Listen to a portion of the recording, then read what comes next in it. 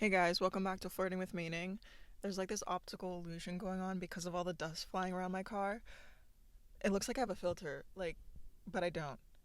Also, I don't live in my car.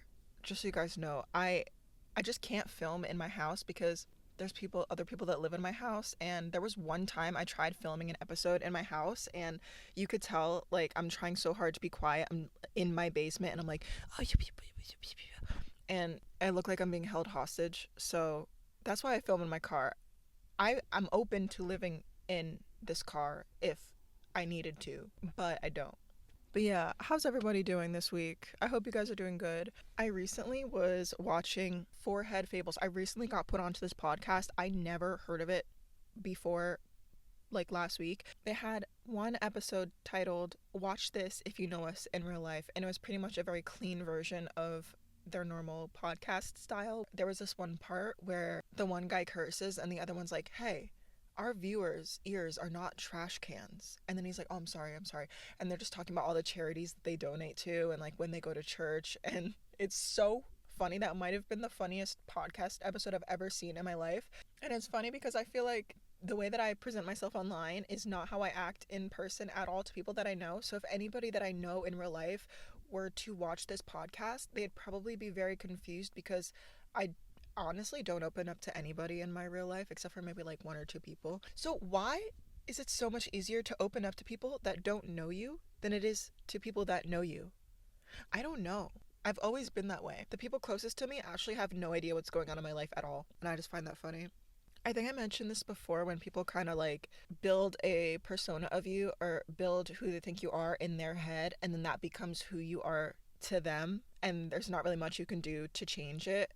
And part of me thinks it's okay for other people to have that sort of idea of who they think you are to them and just kind of let them cook because at the end of the day, it doesn't really matter that much as long as you know who you are.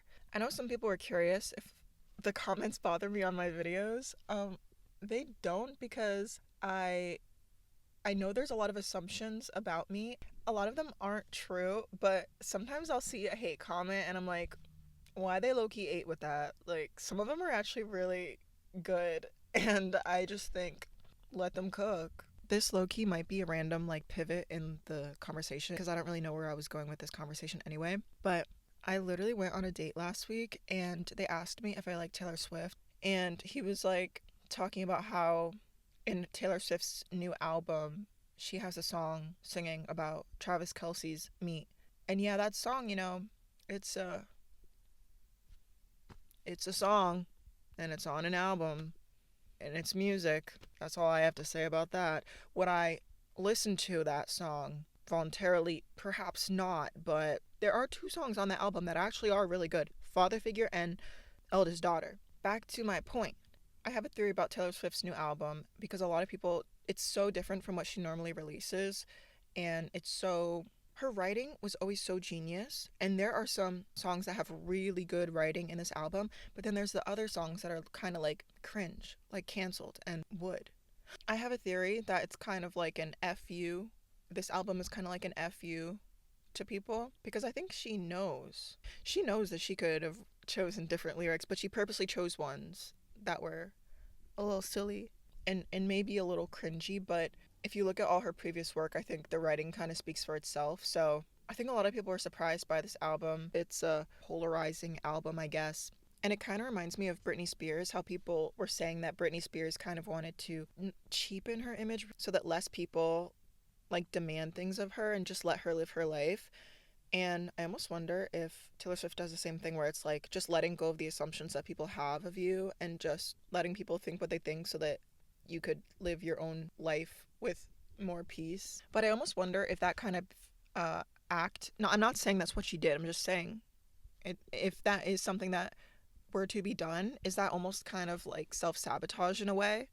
And I feel like when people think of self-sabotage, they picture big things like dropping out of school or walking away from somebody amazing or quitting their dream job, walking away from amazing opportunities, that kind of thing.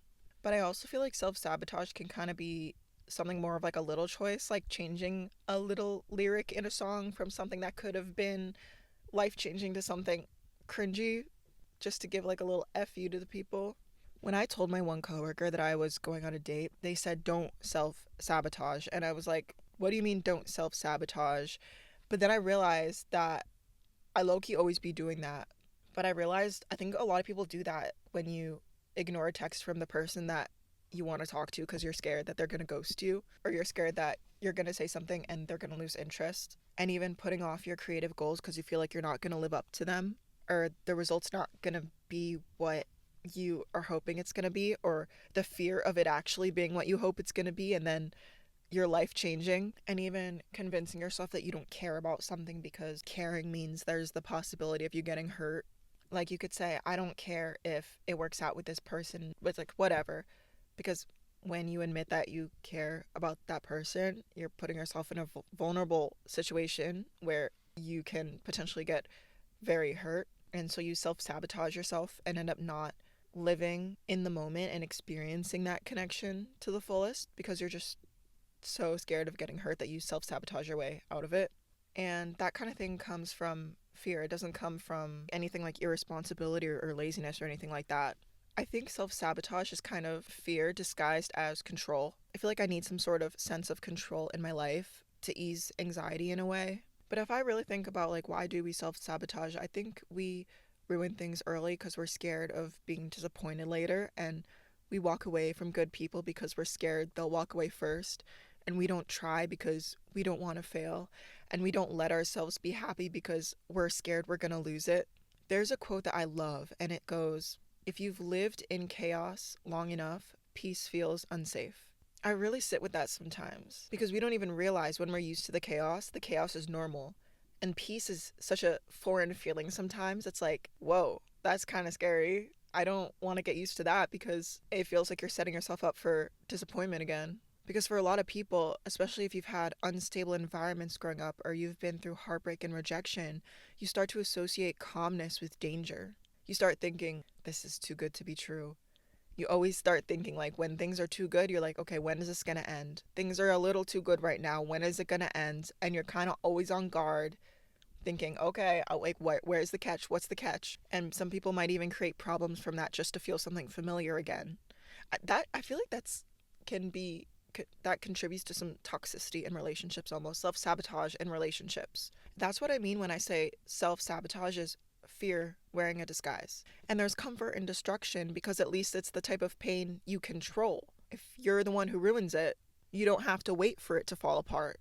But that's not protecting yourself. That's predicting your own pain and calling it safety.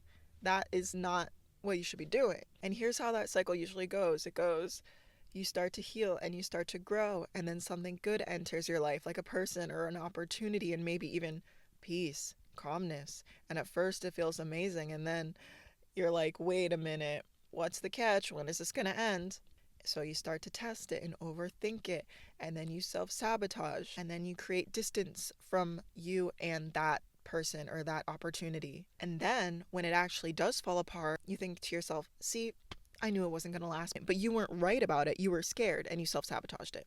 I saw this video. It's not even on just TikTok. I think it's like going viral on all the platforms, and it's this girl. You've probably seen it. She goes, there are things so good out there that you wouldn't know how to ask for them. I think a lot of people don't have that much patience with themselves. They're very hard on themselves.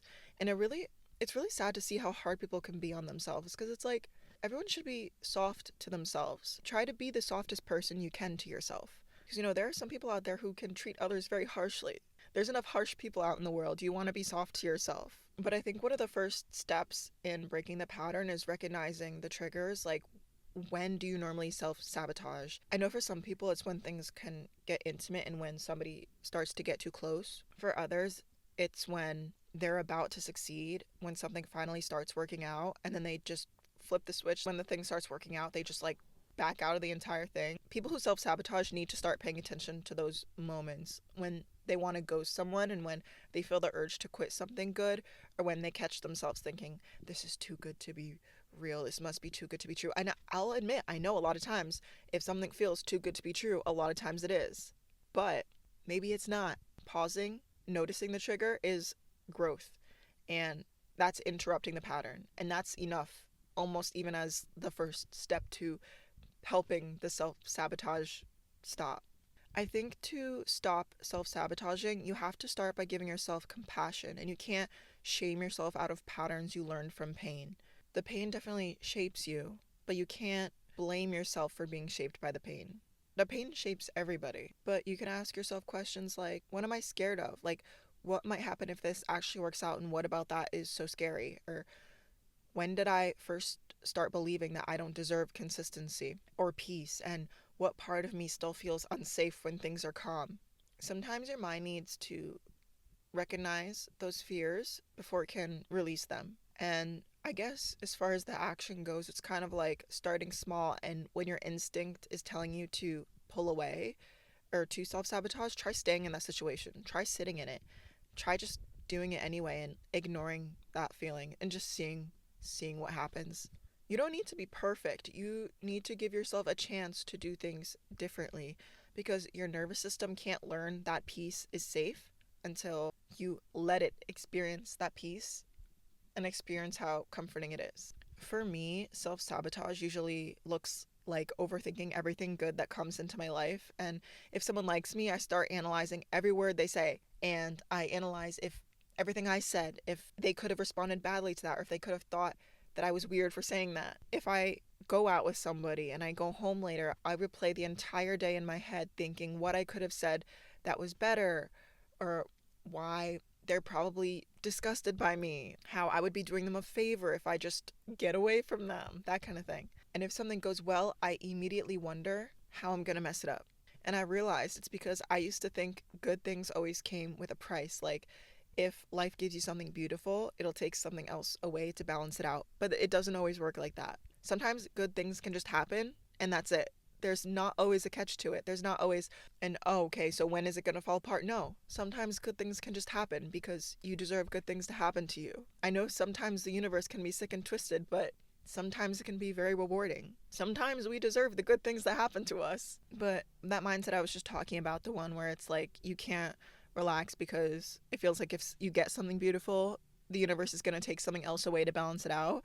That mindset almost makes it impossible to feel safe in joy. But lately, I've been learning that not everything good has to end in a loss. Sometimes the peace, it'll stay, and sometimes the love, it'll stay. Sometimes the good thing is actually real, and you don't have to ruin it to prove anything. But the bottom line is, I think people self sabotage because it is their way of protecting themselves in the only way that they know how to. It gives them that sense of control. But the protection, it doesn't always mean isolation, and the control, it doesn't always mean safety. The healing is uncomfortable because it asks you to trust peace, and that might be something your body doesn't recognize yet. But with time, it can be your new normal, even. Because you don't have to keep living in survival mode. You're allowed to want something good and actually keep it. If you catch yourself in those patterns, just forgive yourself because you weren't ruining your life. You were just trying to stay safe. You're just trying to keep the familiarity and keep the comfort that you know, even if it was chaos. But surviving and living are two different things. And maybe the real healing is when you stop rehearsing the heartbreak and just allowing the happiness, even if it is temporary. Even if it's temporary. Isn't it better to feel something than to feel nothing at all? What's that quote from BoJack Horseman? I feel like BoJack Horseman had a lot of really good quotes about that. So the thing I keep thinking about is, was it worth it for Beverly to be happy for a little bit, even though it ended up sad? This quote reflects the show's central theme of exploring the pain and beauty of the human experience and whether temporary happiness is worth the eventual sadness that follows. I think it's worth it to be happy for a little bit, even if it ends up sad. You don't want to close yourself off from happiness, even if it's temporary, because then you're just not feeling happiness at all. I can't really think of anything else to say. So I think I'll leave it at that. So I really thank you guys for listening to another episode of Flirting with Meaning. I really appreciate every one of you so, so, so much, and I hope to see you guys again next week. Until then, I hope you have an amazing week, and thanks again. Bye, guys.